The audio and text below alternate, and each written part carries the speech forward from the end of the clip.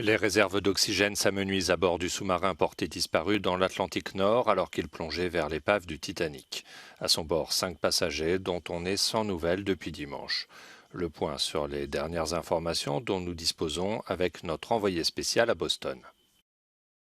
Les gardes-côtes américains ont reconnu qu'un bruit a bien été entendu. C'est une lueur d'espoir. Un avion de surveillance militaire canadien a détecté des bruits sous l'eau, ceci dans le cadre de cette opération massive.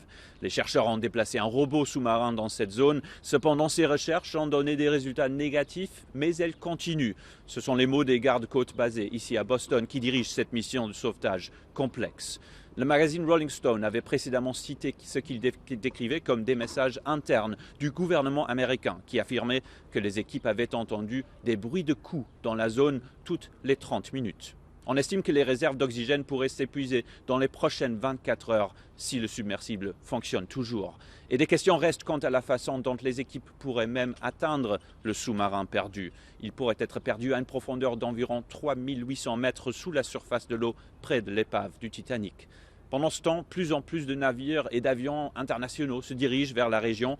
On a aussi acheminé du matériel de sauvetage sur les lieux au cas où le navire serait retrouvé. Philip Crowther, Euronews, Boston.